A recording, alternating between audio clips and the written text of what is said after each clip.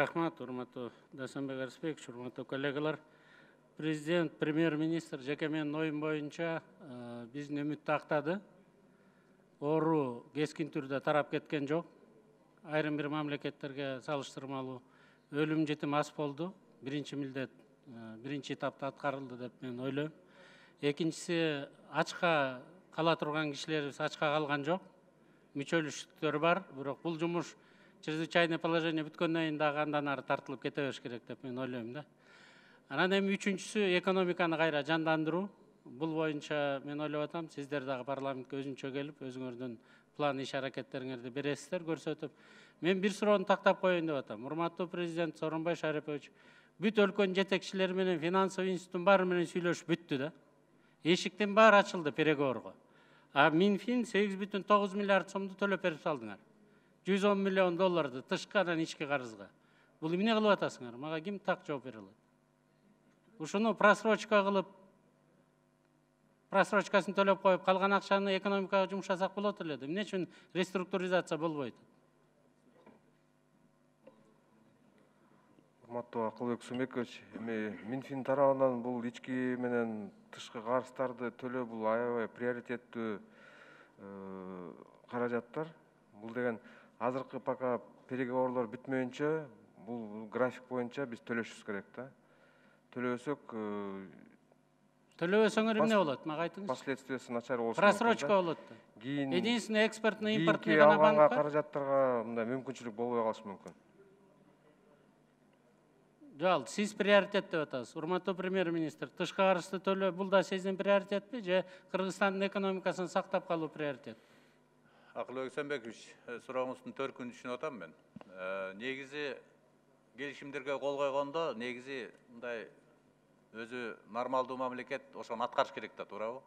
Бирок жанагы сиз айтып аткан мындай ошол төлөй турган каражаттарды башка мөөнөткө жылдырып төлөө боюнча ыкчам иштерди жүргүзүү боюнча айтып атасыз да. Туура да, 2 жылга алып койсо болот эле да. Коронавирус деген сөздү бар. Биз азыр жанагы мынакей эки мамлекеттин жетекчисинин сүйлөшүүлөрү болду. 70 миллион доллар боюнча Кытайга жылына төлөйбүз. 3 жылдан кийин 200 миллион бир жылда төлөйбүз. Ушулар боюнча бир эки жетекчи сүйлөшкөндөн кийин эми азыр биз иштей турган органдардын баары иштеп атабыз. Мындан тышкары башка уюмдардын мына келечекте келе турган, ушул жылдын мөөнөтүндө келе турган менен сүйлөшүп, төлөбөй койгонго процедураларды баштап атабыз. Анан мурун эми убакыт келгендерди переговорду макул деген, же болбосо переговор кылалы дебегенге төлөбөй койгон эми туура болбой калат деген ойдобуз да биз. Эми урматтуу премьер-министр, бул чоң сиздин резервиңердин бири 120 миллион доллар МВФтен ала калып, анан 110 миллион долларды тышкы карызды төлөгөн бул туура эмес деп эсептейм да. Минфин буга ыкчамыраак иштеш керек.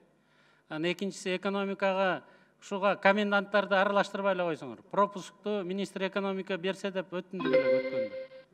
Пропуск боюнча мындай болот. Мэр башында болгон акимчилик, салык инспекциясы болот бул жерде. Салык инспекциясы билет да, ким кайсы тармакта иштеп атат, канча кишиге берсе болот, бардыгында главный книгада турат да. Ушулардын баарын биз айттык, аким башында турсун. А бирок эми бизде мурунку ЧПУ убагында бүт база, жанагы электрондуу база комендантта болуп калган, бирок ошол жерге барат дагы аким, салык инспекциясы, экотек инспекциясы, жана башка органдар ошол жерден беришет бардыгын. Мен ойлойм, проблема болбойт деп. Кыйынчылык болот, бирок проблема болбойт. Ал жерде бюрократияны эметпейбиз. Мындай элди убара кылып, убактысын алганга жол бербегенге аракет кылабыз баардык. Дагы образование боюнча школьниктерди 1 сентябрга чейин эле кое берсеңиздер, студенттер экзамен берип бүтүп кетиш керек. 25. Эми билим берүү боюнча биз ойлоп атабыз, ошол жана онлайн менен окуп атышпайчы, ушун эле жыйынтыгы менен кетиш керек билим берүү, орто мектептер, бала бакча боюнча да карайлык. Эми азыр мына кечээ экономиканы кое бердик, кээ бири баласын садикка алып барып, бала бакчага алып барып анан жумушка барчыдан кийин аларды айтып атат, анда садикте да кое бербейсиңер деп. Эгерде бала бакчаны кое берсек, анда жанагындай жугуу орну жайылтуу боюнча кайра тобокелдиктер бар. Мына ушундай нерселер чыгып атат. Эми баарын эске алып, баарына сааттын немесинде, жебесинде жүргүзүп коюш эми турмушта өзү чынын айтыш керек, ал эми мүмкүн эмес да. Ошон үчүн чыгып аткан проблемаларды убагында чечкенге аракет кылып атабыз. Рахмат.